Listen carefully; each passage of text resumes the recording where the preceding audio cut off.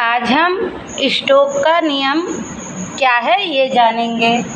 तो श्यान बल से संबंधित एक नियम का प्रतिपादन सर जॉर्ज स्टोक्स नामक वैज्ञानिक ने किया था। उसके नाम पे ही इसे स्टोक्स का नियम कहते हैं। तो स्टोक्स के नियम अनुसार क्या होता है कि जब कोई r त्रिज्या वाली छोटी गोलाकार वस्तु ईटा श्यानता गुणांक वाले द्रव में नियत वेग से गति करती है तो इस गति के विपरीत दिशा में एक श्यान बल कार्य करता है जिसका परिमाण F बराबर E पाई ईटा r v होता है ना। और इसे ही स्टोक्स का नियम कहते हैं। तो मान लो कि ये कोई द्रव है जो धारारेखी प्रवाह में बह रहा है ना। इसमें कोई वस्तु गिर जाती है, नियत वेग से तैर रही है ना। इसका नियत वेग क्या है, मान लो v, ठीक है। धारारेखी प्रवाह की दिशा इधर है ना। नियत वेग से गति कर रही है ना। तो जो तरल का वक्र जो वस्तु के संपर्क में है, ये वाला जो वस्तु के संपर्क में है वो वस्तु से चिपक के उसी वेग से गति करती है। जो सबसे निकट होती है वो कम वेग से, और जैसे जैसे परत आगे बढ़ती जाती कम वेग से गति करता है ना। और ये क्रम क्या है, लगातार जारी रहता है। और जब दूरवर्ती पर परत होती है वहाँ पर वेग क्या हो जाता है, शून्य हो जाता है ना। अब तरल में जो वस्तु के गति के कारण एक क्या होती है, परतों के बीच, ये जो परत है उनके बीच एक आपेक्षिक गति उत्पन्न हो जाती है ना। और विपरीत दिशा में एक श्यान बल कार्य करने लगता है। ये विपरीत दिशा में एक श्यान बल कार्य करने लगता है जो उसके आपेक्षिक गति का विरोध करता है ना। तो इसी के बारे में स्टोक्स ने नियम दिया था। तो स्टोक्स के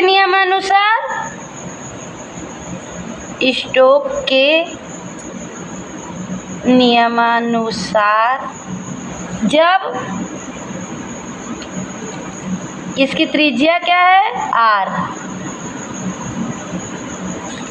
जब r त्रिज्या वाली कोई छोटी गोलाकार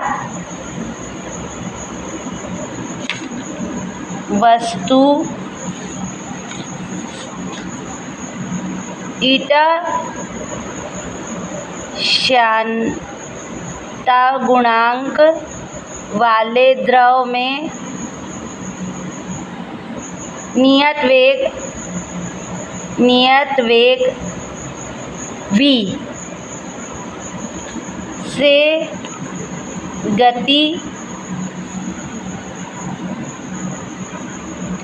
करती है तो उस गति के विपरीत दिशा में एक श्यान बल F कार्य करता है जिसका परिमाण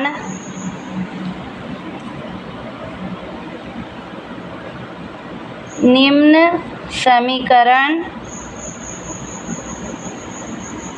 द्वारा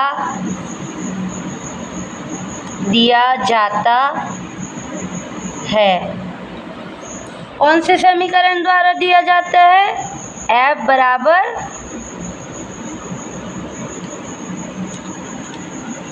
सिक्स पाई, छोटी वस्तु के गोलाकार वस्तु के लिए हम क्या लिखते हैं, 6 पाई लेते हैं ना।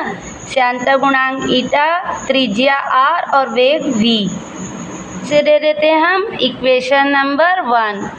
और यही स्टोक का नियम है।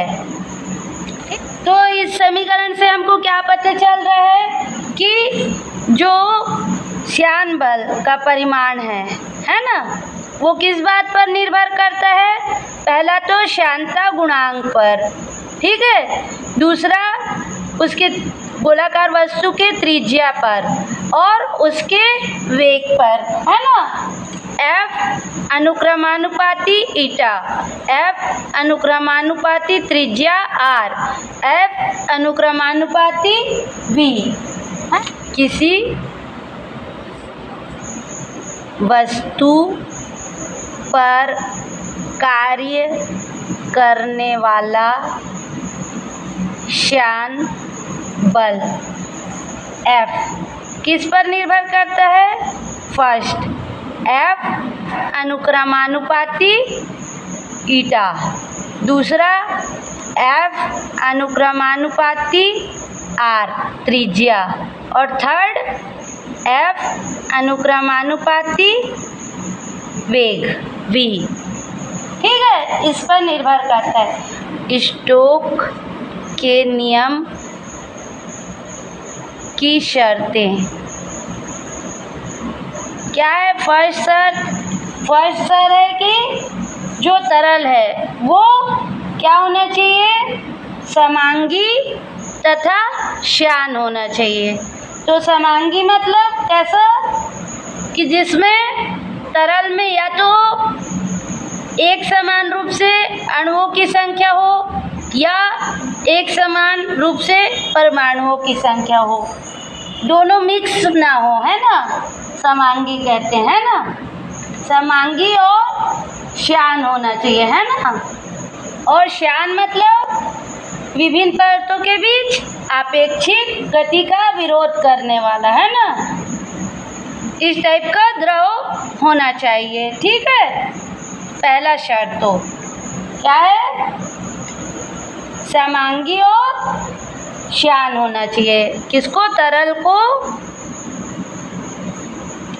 समांगी और श्यान होना चाहिए। सेकेंड है, जो गोलाकार वस्तु रहेगी, ये जो गोलाकार वस्तु है इसका आकार तरल के प्रवाह के आकार में बहुत छोटा होना चाहिए। गोलाकार वस्तु का आकार छोटा होना चाहिए। शर्त क्या है? स्टोक के नियम का, है ना, ये जान रहे हैं। थर्ड है, जो वस्तु है, जो गोलाकार वस्तु, वो उसका पृष्ठ कैसा होना चाहिए? दृढ़ होना चाहिए, नरम नहीं होना चाहिए, है ना। उसका पृष्ठ दृढ़ होना चाहिए और चिकना होना चाहिए, ठीक है। वस्तु दृढ़ और उसका पृष्ठ चिकना होना चाहिए, ठीक है। इसके अलावा क्या गुण होना चाहिए? उसका जो वेग है वस्तु का, तरल के क्रांतिक वेग से क्या होना चाहिए? कम होना चाहिए। वस्तु का वेग तरल के क्रांतिक वेग से कम होना चाहिए। क्रांतिक वेग आपको पता है ना, वह वेग है जिसमें धारा रेखी प्रवाह विक्षुब्ध प्रवाह में परिवर्तित हो जाता है ना। तो उस क्रांतिक वेग से कम होना चाहिए, ठीक है। और पांचवा है, वस्तु की तुलना में तरल का विस्तार अधिक होना चाहिए, अधिक होना चाहिए। ठीक है, ये 5 कंडीशन होंगे तभी स्टोक का नियम काम करेगा। ठीक है, तो इसकी व्युत्पत्ति देख लेते हैं। इसकी व्युत्पत्ति हम विमीय विधि से करेंगे। पहले के यूनिट में हम पढ़े ना विमीय विधि, उसी तरह से विमीय विधि द्वारा स्टोक के नियम का निगमन। मान लो कि श्यान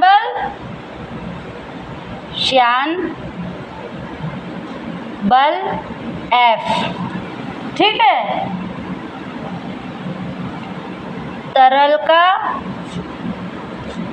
श्यानता गुणांक ईटा। ठीक है,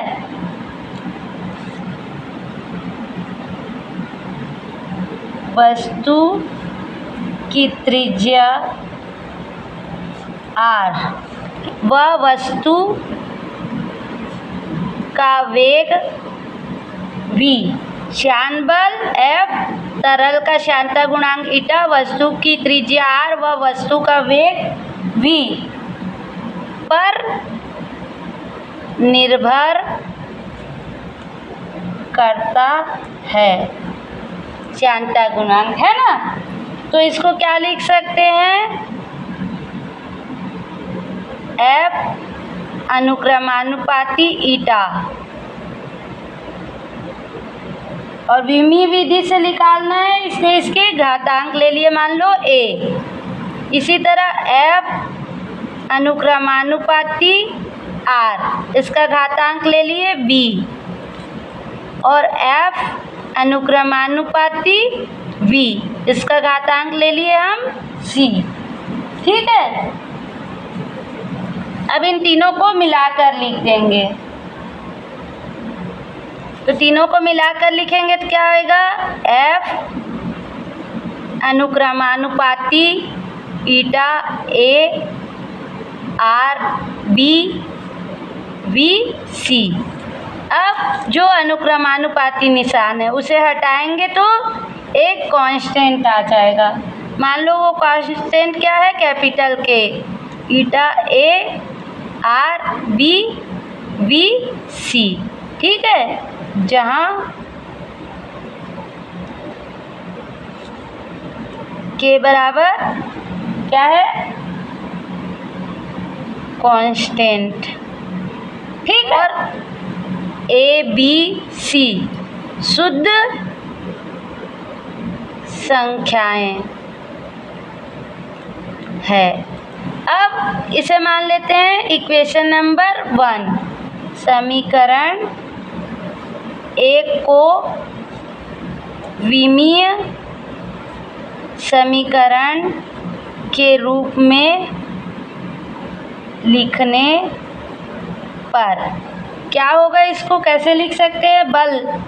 बल का क्या है विमीय सूत्र? बल का विमीय सूत्र है MLT-2। ठीक है, पिछले यूनिट में हम देखे इसे निकालना, है ना। उसी प्रकार श्यानता गुणांक का भी हम निकाले थे, है ना। तो क्या है?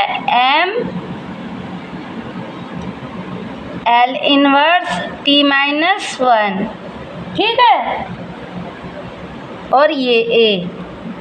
ठीक, उसी तरह त्रिज्या R के लिए L B। ठीक है, और वेग के लिए क्या था? m0 L T-1। ठीक है, C। ठीक, क्या लिख सकते हैं? MLT-2 equal to M0। ठीक है, L जब आधार समान हो तो घातें जुड़ जाती है, तो L माइनस ये यहाँ पर आ जाएगा ए, ठीक है, ये वाला ए यहाँ आ जाएगा, ठीक है, एल, ये क्या आ गया माइनस ए, आधार समान हो तो घातें जुड़ जाती है ऐसे, है ना, बी और सी, ठीक है, और टी माइनस ए और माइनस सी और ब्रैकेट बंद, ठीक है। अब विमीय समांगता के सिद्धांत के अनुसार क्या होता है, दोनों पक्षों की विमाएं समान होंगी। विमीय समांगता के सिद्धांत के अनुसार दोनों पक्षों विमाएं समान होंगी, ठीक है। तो इसकी विमा और इसकी विमा समान होगी, है ना, तो इसलिए ए बराबर क्या आ गया 1, फिर minus a plus b plus c equal to 1, ठीक है, और minus a minus c equal to -2, ठीक है। तो इसे दे देते हैं इक्वेशन नंबर 2, इसे दे देते हैं इक्वेशन नंबर 3 और इसे दे देते हैं इक्वेशन नंबर 4। ए का मान इक्वेशन 4 में रखने पर क्या आएगा, -1 माइनस सी इक्वल टू -2, है ना, तो ये क्या आ गया minus c equal to minus इधर जाके -2 प्लस 1, तो ये क्या आ गया -1 और ये माइनस कट गया, तो ये क्या आएगा सी इक्वल टू 1। ए और सी का मान समीकरण